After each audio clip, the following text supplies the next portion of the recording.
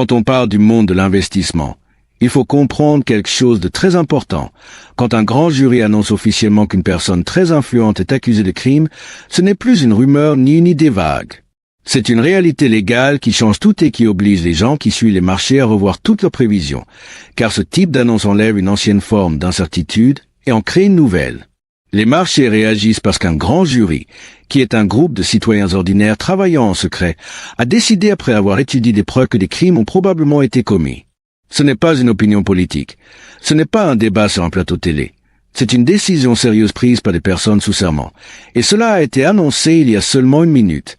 Un jury fédéral a confirmé une accusation criminelle contre l'ancien président Donald Trump avec des charges qui, selon plusieurs sources, seraient parmi les plus graves qu'il ait jamais affrontées. Cette accusation contiendrait plusieurs crimes graves qui pourraient entraîner beaucoup de prison, et les personnes qui suivent la situation disent que son équipe d'avocats est complètement bouleversée, comme si elle tombait dans le vide, parce qu'ils réalisent maintenant que leur client doit officiellement répondre devant un tribunal. Pour quelqu'un qui investit, et c'est toujours avec ce regard que j'analyse les situations depuis presque un siècle, ce moment représente un tournant total, un point où tout doit être recalculé. Les risques légaux, la possibilité de continuer une carrière politique, la puissance d'une institution, tout change d'un coup. C'est pour cela que je répète que comprendre la différence entre une enquête et une accusation officielle est essentiel. Et si tu aimes ce genre d'explication sérieuse qui sépare les faits des suppositions, tu peux soutenir l'esprit du pouvoir pour qu'on continue à analyser ces moments importants où une enquête devient un procès. Maintenant, il faut expliquer ce qu'est un acte d'accusation d'un grand jury et pourquoi ce moment est si important. Pendant mes 94 années de vie, j'ai vu énormément d'actes d'accusation, aussi bien pour de simples crimes de rue que pour de grandes affaires financières impliquant des dirigeants d'entreprises, des responsables politiques et des chefs d'institutions. J'ai vu les accusations contre des responsables du gouvernement Nixon pendant le scandale du Watergate, des accusations qui ont transformé une simple enquête en une marche inévitable vers le procès et souvent vers la prison. J'ai vu des accusations dans les scandales Enron et WorldCom, où des dirigeants étaient accusés d'avoir détruit des milliards de dollars de valeur et brisé la vie d'employés et de retraités. J'ai vu des accusations contre des élus, qu'il s'agisse de gouverneurs, de sénateurs ou de maires, et dans beaucoup de cas, ces accusations ont mis fin à des carrières pour toujours. Ce que toutes ces expériences m'ont appris, c'est que le moment où un grand jury rend une accusation est un moment décisif, car c'est là que l'enquête devient une accusation officielle et que les preuves examinées par les procureurs sont validées par des citoyens qui affirment qu'il y a des raisons de croire qu'un crime a été commis. Le système du grand jury vient même de la Constitution, qui dit que personne ne peut être jugé pour un crime grave sans qu'un grand jury examine d'abord les preuves. Ces jurys travaillent en secret pour plusieurs raisons. Protéger les personnes innocentes qui pourraient être examinées sans être accusées, protéger les témoins et éviter de détruire des enquêtes encore en cours. Un grand jury composé de citoyens écoute des témoins, lit des documents, regarde des preuves et ensuite vote pour décider s'il faut ou non accuser quelqu'un. Pour un grand jury fédéral, il faut au moins 12 votes pour accuser quelqu'un. Le niveau de preuve nécessaire est beaucoup plus bas que celui d'un procès, car il suffit qu'il y ait une bonne raison de penser qu'un crime peut avoir été commis. C'est pour cela qu'on dit parfois qu'un procureur peut même faire accuser un sandwich. Mais même si cette phrase est souvent répétée, elle ne dit pas la vérité complète. Parce que les procureurs ne présentent en réalité que des affaires où ils pensent avoir suffisamment de preuves pour aller jusqu'au procès. Le fait même de demander une accusation montre déjà qu'ils pensent pouvoir gagner plus tard. Quand un grand jury accuse Trump, cela nous montre plusieurs choses. D'abord, cela montre que les procureurs pensent avoir assez de preuves solides pour convaincre un juge et un jury pendant un procès, parce qu'ils ne demandent pas une accusation juste pour tester une idée. Ensuite, cela montre que 12 citoyens ordinaires ont écouté les preuves et ont décidé ensemble qu'il y avait des raisons de croire qu'il avait commis des crimes fédéraux. Cela montre aussi que les procureurs ont quitté l'étape de l'enquête et qu'ils ont décidé de lui faire face devant un tribunal en mettant en jeu leur réputation professionnelle. Cela montre enfin que maintenant, un calendrier va s'appliquer. Il devra venir entendre les accusations, dire s'il est coupable ou non. Puis il y aura des demandes, des échanges de preuves et enfin un procès s'il n'y a pas d'accord. Les premières informations disent que les accusations contiennent plusieurs crimes graves liés à l'obstruction de la justice, à la fraude contre les États-Unis et peut-être à la mauvaise gestion de documents secrets ou à des tentatives d'interférer avec des enquêtes fédérales, même si tout cela reste encore sous scellé. Nous allons examiner ce que nous savons grâce aux informations publiées, en rappelant que tant que l'acte d'accusation n'est pas rendu public, nous travaillons à partir de résumés et de descriptions secondaires qui peuvent être incomplets ou omettre des détails importants. Les accusations d'obstruction à la justice semblent concerner le comportement de Donald Trump face aux enquêtes fédérales, notamment des allégations selon lesquelles il aurait ordonné la destruction de documents soumis à des convocations officielles, encouragé des témoins à donner de faux témoignages ou à refuser de coopérer avec les enquêteurs, et fait de fausses déclarations aux enquêteurs fédéraux sur sa possession de documents classifiés ainsi que sur ses efforts pour empêcher leur récupération par le gouvernement. L'obstruction à la justice est un crime fédéral très sérieux qui peut entraîner jusqu'à 20 ans de prison. La loi interdit toute action visant à influencer, entraver ou gêner un processus officiel de manière corrompue ou à tenter de le faire.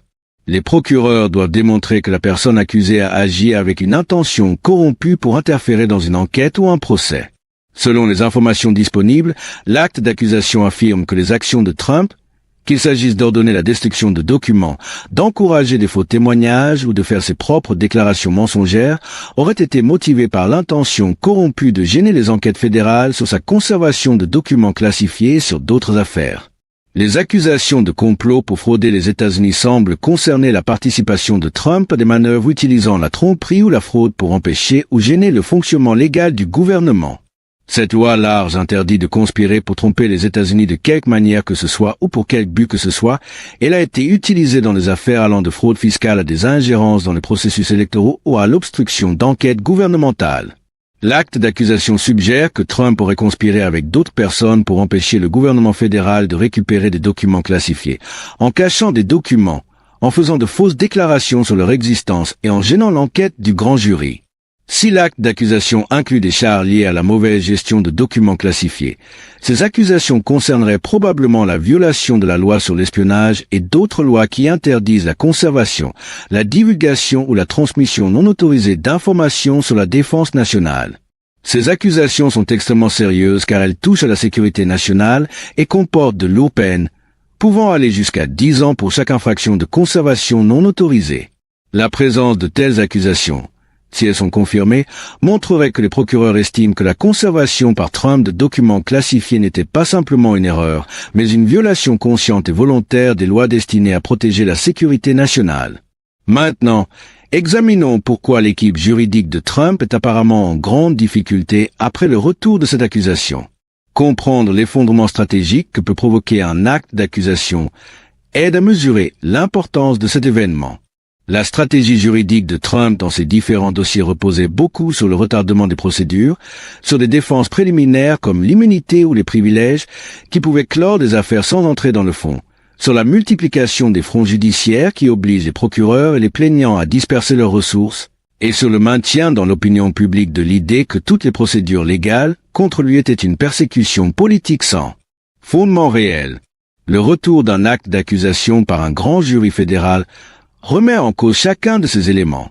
Cette accusation montre que la tactique de retardement a échoué pour empêcher l'ouverture de charges officielles. Une fois l'acte d'accusation rendu, l'affaire suit un calendrier fixé par le tribunal et par la loi sur le procès rapide, qui exige généralement que les procès criminels fédéraux commencent dans les 70 jours suivant l'accusation ou la comparution, même si ce délai peut être prolongé pour diverses raisons.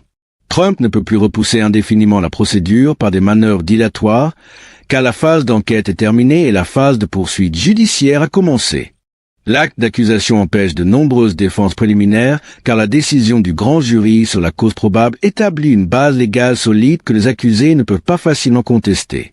Même si les accusés peuvent demander l'annulation de l'acte d'accusation pour diverses raisons, ces demandes réussissent rarement parce que les tribunaux respectent généralement les décisions du grand jury et parce que le seuil de cause probable est si bas que la majorité des actes d'accusation le remplissent facilement. Les affirmations de Trump sur l'immunité ou sur des privilèges légaux seront probablement rejetées dans l'affaire criminelle, car les tribunaux ont toujours jugé que de telles défenses doivent céder lorsque des actes criminels sont reprochés. L'acte d'accusation crée un front juridique unique et prioritaire sur lequel toutes les ressources et l'attention de Trump doivent se concentrer, réduisant sa capacité à disperser les procureurs sur plusieurs affaires simultanées. Une procédure pénale fédérale prend la priorité sur les litiges civils ou sur d'autres questions juridiques. L'équipe juridique de Trump doit désormais consacrer ses efforts principaux à la défense dans l'affaire pénale, car les risques d'emprisonnement potentiels dépassent largement ceux des affaires civiles ou des procédures réglementaires.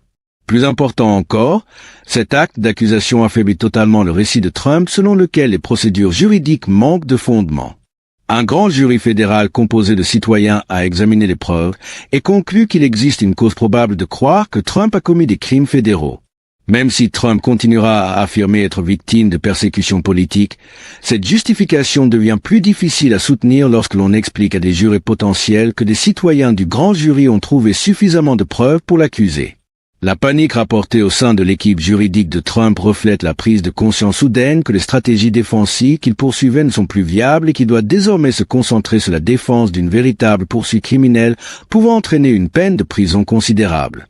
Les avocats qui luttaient pour empêcher l'accusation doivent maintenant accepter qu'elle ait eu lieu et se tourner immédiatement vers la préparation du procès. Cette transition est extrêmement difficile car elle exige des compétences différentes, des stratégies différentes et une allocation des ressources différentes de celles que nécessitaient les travaux juridiques préventifs qui occupaient leurs efforts précédemment. De plus, l'acte d'accusation risque de créer des tensions au sein de l'équipe juridique de Trump et entre Trump et ses avocats. Certains avocats pourraient juger que défendre un ancien président dans une affaire criminelle fédérale dépasse leur expertise ou leur niveau de confort et pourraient se retirer de la représentation. Trump lui-même pourrait reprocher à ses avocats de ne pas avoir empêché l'accusation et exiger des changements de personnel ou des modifications de stratégie que ses avocats jugeraient imprudentes. Le stress d'un véritable acte d'accusation, avec des décennies potentielles d'emprisonnement en jeu, crée une pression qui fragilise les relations entre avocats et clients et qui peut entraîner le genre de rotation d'avocats que les affaires de Trump ont déjà connu à plusieurs reprises. Examinons maintenant la procédure après le retour de l'acte d'accusation, car comprendre les prochaines étapes permet de clarifier le calendrier et les décisions stratégiques que doivent prendre les deux parties. La première étape après l'accusation est la comparution, où Trump sera présenté devant le tribunal, informé officiellement des accusations et invité à entrer une déclaration de culpabilité ou non-culpabilité. La comparution se produit généralement quelques jours après l'acte d'accusation, même si le calendrier peut être négocié entre les procureurs et les avocats de la défense. Compte tenu du statut de Trump et de la protection du secret service, des dispositions seront probablement prises pour qu'il se rende volontairement à un moment précis plutôt que d'être arrêté. Même si la réalité juridique est que, dès qu'il est accusé, il est susceptible d'être arrêté et traité par le système judiciaire comme tout autre accusé. Lors de cette comparution, Trump plaidera presque certainement non coupable et le tribunal fixera les conditions de sa libération. Le tribunal doit déterminer si Trump peut être libéré en attendant le procès et sous quelles conditions. Les conditions standards incluent la remise du passeport, l'interdiction de contacter certains témoins, la présence à toutes les audiences et parfois le versement d'une caution. Les procureurs peuvent demander des conditions supplémentaires ou même la détention sans caution s'ils estiment que Trump représente un risque de fuite ou un danger pour les témoins, bien que la détention d'un ancien président serait exceptionnelle et nécessiterait une justification solide. Après la comparution, l'affaire entre dans la phase préparatoire au procès où les deux parties procèdent à la découverte, déposent des requêtes et se préparent pour le procès. La découverte dans les affaires pénales fédérales est régie par des règles exigeant que les procureurs transmettent certaines preuves à la défense, y compris celles qui pourraient aider l'accusé, les déclarations du défendant et l'historique criminel des témoins. La défense dépose généralement des requêtes pour contester l'acte d'accusation, demander la suppression de preuves et soulever d'autres questions juridiques. Le tribunal tient des audiences sur ces requêtes et rend des décisions qui déterminent quelles preuves peuvent être présentées au procès et quels arguments juridiques chaque partie peut avancer. La loi sur le procès rapide exige que le procès commence dans les 70 jours. En pratique, cependant, des affaires complexes comme celle-ci prennent souvent beaucoup plus de temps car les deux parties demandent des reports pour compléter la découverte et se préparer correctement. Le tribunal doit juger que ces délais sont raisonnables et nécessaires. Mais dans une affaire de cette ampleur, avec tant de preuves et de témoins potentiels, il est probable que le tribunal accorde des demandes raisonnables pour obtenir du temps supplémentaire. Malgré cela, le procès aura presque certainement lieu dans l'année suivant l'acte d'accusation et peut-être plutôt selon le calendrier du tribunal et la préparation des parties. Pendant cette phase préliminaire, l'équipe juridique de Trump doit prendre des décisions stratégiques essentielles sur la manière de défendre l'affaire et décider si elle poursuivra la stratégie du procès ou explorera d'éventuelles négociations de plaidoyer. Ils doivent décider quelle requête déposer et quelle théorie juridique développer. Ils doivent déterminer si Trump doit témoigner lors du procès. C'est une décision pleine de risques car cela l'expose à un contre-interrogatoire, mais cela peut être nécessaire si la défense doit expliquer son état d'esprit ou ses intentions. Il doit réfléchir à la manière de choisir les jurés dans un contexte politique tendu, où les citoyens appelés à siéger auront déjà des opinions bien arrêtées sur Trump.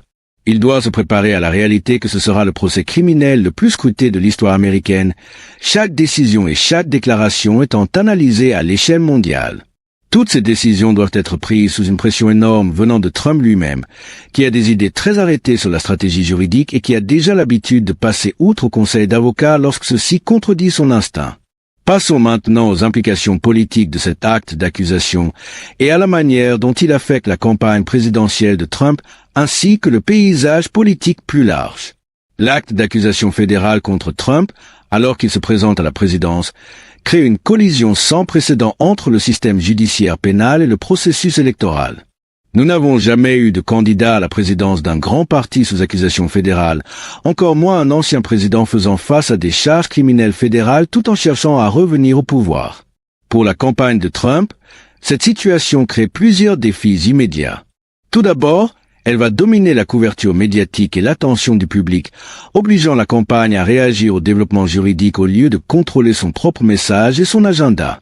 Chaque comparution au tribunal, chaque dépôt, chaque évolution dans l'affaire produira des titres qui maintiendront le risque juridique de Trump au centre de la conscience publique.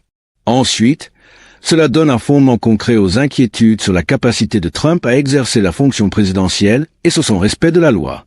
Même si ses partisans peuvent rejeter les accusations comme une persécution politique, les électeurs hésitants pourraient être influencés par le fait qu'un grand jury de citoyens a conclu qu'il existait une cause probable de croire que Trump avait commis des crimes fédéraux. Troisièmement, cela impose des contraintes pratiques à la capacité de Trump de faire campagne. Les comparutions au tribunal, les réunions avec ses avocats et la préparation du procès consommeront beaucoup de temps et limiteront sa disponibilité pour les événements de campagne, la collecte de fonds et d'autres activités politiques. Si le procès se déroule pendant les primaires ou la campagne générale, Trump pourrait être largement indisponible pour faire campagne pendant plusieurs semaines ou plusieurs mois. Quatrièmement, cela soulève la possibilité d'une condamnation et d'une peine de prison pendant la campagne ou même après une éventuelle victoire. Que se passerait-il si Trump était condamné et emprisonné avant l'élection? Que se passerait-il s'il était condamné après avoir remporté l'élection mais avant son investiture? Ces scénarios sans précédent créent une incertitude qui affecte la façon dont les électeurs, les donateurs et les acteurs politiques évaluent la viabilité de Trump. Pour ses partisans, l'acte d'accusation sera probablement perçu comme la confirmation ultime que l'establishment cherche à l'empêcher de revenir au pouvoir par des poursuites judiciaires parce qu'ils ne peuvent pas le battre politiquement. Cette narration renforcera leur mobilisation, augmentera les dons et renforcera la loyauté de ceux qui voient Trump comme un martyr persécuté pour avoir défié des institutions corrompues. Trump utilisera l'acte d'accusation comme preuve qu'il avait raison à propos de l'état profond et de l'instrumentalisation de la justice, et ses partisans se rallieront autour de lui. Pour ses opposants, l'acte d'accusation sera célébré comme un signe de responsabilité enfin appliqué à quelqu'un qu'ils considèrent avoir échappé aux conséquences de ses actes toute sa vie et pendant sa présidence. Ils le verront comme une justification que le système judiciaire, malgré la pression politique et malgré les inquiétudes sur l'apparence de poursuites contre un adversaire politique, a finalement suivi les preuves et appliqué la loi. Ils soutiendront que l'acte d'accusation démontre que Trump est inapte à la fonction présidentielle et devrait être écarté comme candidat sérieux. Pour les électeurs modérés, l'acte d'accusation crée un dilemme difficile. Certains concluront qu'un acte d'accusation fédérale représente un risque juridique si grave que Trump ne peut être considéré comme un candidat viable, quelle que soit son orientation politique. D'autres seront troublés par l'idée de voter pour quelqu'un sous accusation, mais attendront de voir les preuves et le résultat du procès avant de se prononcer. D'autres encore considéreront l'acte d'accusation comme la confirmation de préoccupations qu'ils avaient déjà sur Trump et tourneront leur soutien vers d'autres candidats. L'effet politique n'était véritablement incertain, car il n'existe aucun précédent historique sur la manière dont les électeurs réagiraient face à un candidat à la présidence sous accusation fédérale. Pour le Parti républicain, cet acte d'accusation crée un dilemme très difficile. Trump reste le favori pour obtenir l'investiture et conserve un soutien fort parmi la base du parti. Mais l'acte d'accusation soulève de sérieuses questions sur sa capacité à être élu lors de l'élection générale et sur la prudence de nommer quelqu'un qui pourrait potentiellement être en prison le jour du scrutin. Les dirigeants républicains doivent décider s'ils défendent Trump contre ce qu'ils considèrent comme une persécution politique, au risque d'être associés à quelqu'un qui pourrait être condamné ou s'ils prennent leur distance, au risque d'aliéner ses partisans qui verraient cela comme une trahison. Le calendrier des primaires et la date du procès auront une grande importance. Si le procès se déroule et aboutit à une condamnation avant la convention républicaine, le parti devra décider s'il nomme quelqu'un déjà condamné pour des crimes fédéraux. Si le procès a lieu après l'obtention de l'investiture, le parti se retrouvera coincé à défendre un candidat confronté à un procès imminent et à une possible condamnation. Examinons maintenant ce que le contenu des accusations nous apprend sur la théorie des procureurs et sur la solidité des preuves qui soutiennent probablement l'acte d'accusation. D'après les informations communiquées par différentes sources, les procureurs semblent avoir construit un dossier centré sur l'entrave à la justice et la conspiration liée à la gestion par Trump des documents classifiés et à sa résistance aux efforts fédéraux pour les récupérer. Cette focalisation est importante car elle montre que les procureurs estiment disposer de preuves particulièrement solides sur ces points, comparées à d'autres accusations qu'ils auraient pu engager. Les charges d'entrave à la justice racontent probablement une histoire selon laquelle Trump a sciemment conservé des documents classifiés après avoir quitté ses fonctions, en refusant de suivre les procédures appropriées pour les restituer, en provoquant la dissimulation de documents lorsque le gouvernement a tenté de les récupérer, en demandant à ses subordonnés de fournir de fausses informations sur l'existence et l'emplacement des documents et en faisant lui-même de fausses déclarations aux enquêteurs. Cette histoire peut être prouvée grâce à des preuves documentaires montrant quels documents Trump possédait, par des témoignages de témoins capables de décrire comment Trump a ordonné de cacher des documents ou de donner de fausses informations, par des enregistrements éventuels de conversations où Trump discute de la dissimulation des documents et par la chronologie des événements montrant que Trump connaissait ses obligations et a choisi délibérément de les violer. Les accusations de conspiration s'appuient sur ce récit d'entrave à la justice en affirmant que Trump n'a pas agi seul, mais a impliqué d'autres personnes dans le plan visant à dissimuler les documents et à entraver l'enquête. Les accusations de conspiration permettent au procureur d'utiliser des preuves concernant les actions et paroles des co-conspirateurs, même si Trump lui-même n'était pas présent, grâce à une exception aux règles sur les déclarations hors tribunal. Ces accusations permettent également de tenir Trump responsable des actions entreprises par d'autres dans le cadre de la conspiration, élargissant ainsi le champ de conduite pouvant justifier une condamnation.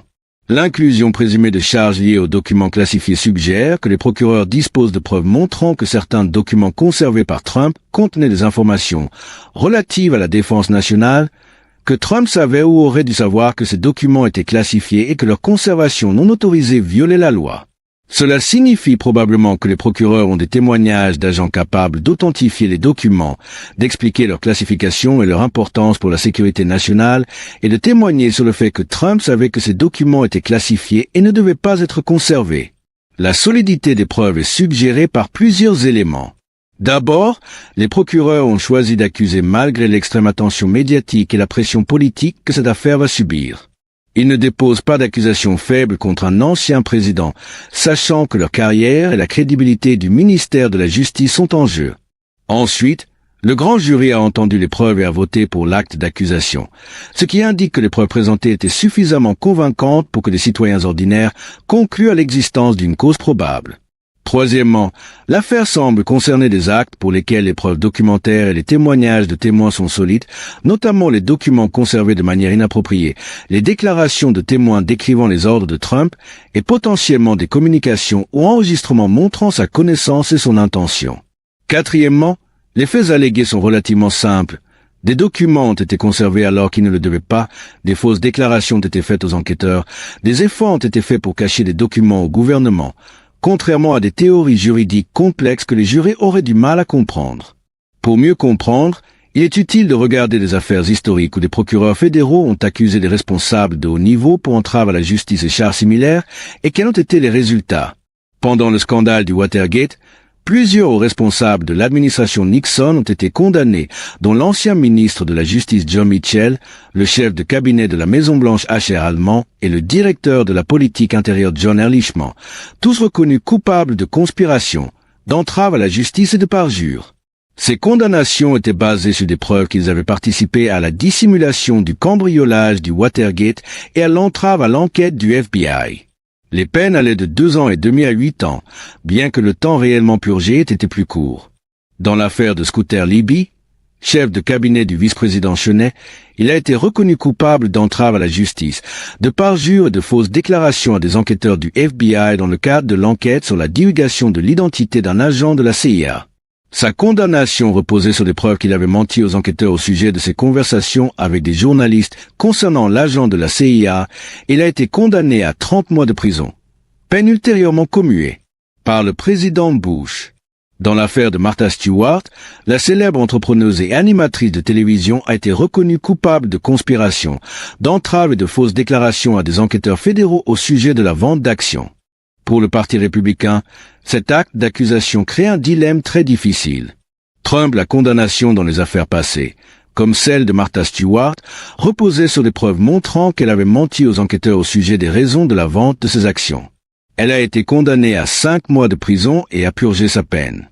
Dans l'affaire de Roger Stone, l'homme politique a été reconnu coupable d'entrave à une procédure officielle, de plusieurs fausses déclarations et de tentatives d'influencer des témoins, toutes liées à son témoignage devant le Congrès au sujet de ses contacts avec Wikileaks.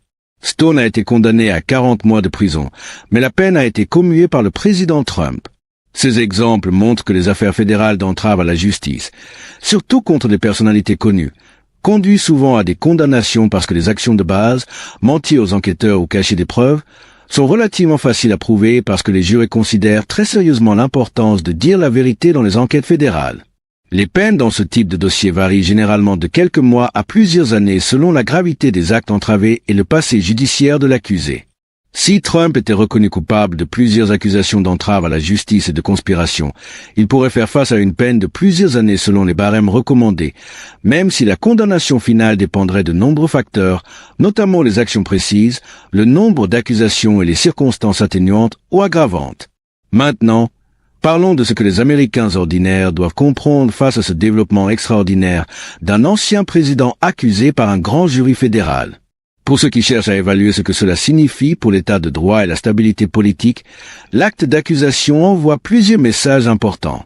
D'abord, il montre que le système judiciaire, malgré une pression politique intense et malgré les inquiétudes sur l'apparence de poursuites contre un adversaire politique, peut encore fonctionner pour tenir les responsables puissants responsables lorsque les procureurs estiment que les preuves justifient des accusations. C'est fondamental pour l'état de droit car cela prouve que le pouvoir politique ne place personne au-dessus de la loi. Ensuite, cela constitue un véritable test de résistance des institutions démocratiques lorsque la justice pénale et la politique électorale se croisent de manière inédite. La manière dont le système gère le procès d'un candidat à la présidence, si le procès est perçu comme équitable, si le résultat est accepté comme légitime, que ce soit une condamnation ou un acquittement, en dira long sur la santé de la démocratie américaine. De plus, cette situation crée une tension inévitable entre deux principes qui comptent. D'une part, le système judiciaire doit poursuivre les responsables lorsque les preuves le justifient, quelle que soit la conséquence politique. D'autre part, les poursuites pénales ne doivent pas être utilisées pour influencer les résultats électoraux. Il n'existe pas de solution parfaite lorsque la personne accusée de crime par les procureurs est en même temps candidate à la présidence. Que doivent faire les citoyens avec cette information? D'abord, il faut comprendre qu'un acte d'accusation n'est pas une condamnation et que Trump bénéficie de la présomption d'innocence et d'un procès complet et équitable où le gouvernement doit prouver sa culpabilité au-delà de tout doute raisonnable. Il ne faut pas traiter l'acte d'accusation comme équivalent à une condamnation, même s'il représente une décision sérieuse du grand jury.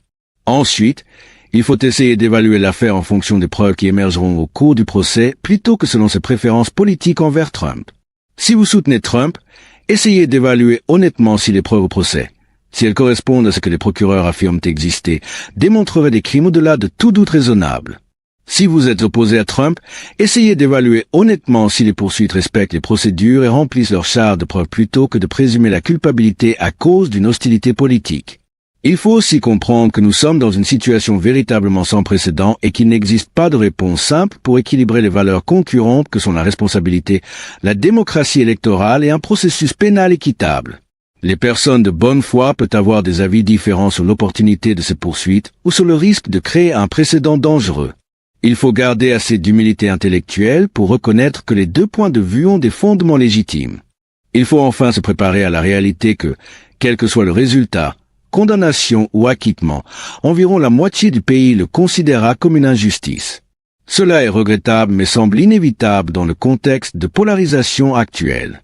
La question est de savoir si les institutions peuvent maintenir suffisamment de légitimité pour que les gens acceptent les résultats même lorsqu'ils estiment que ces résultats sont injustes, ou si nous avons atteint un point où la légitimité institutionnelle dépend uniquement de l'obtention de résultats souhaités par le public.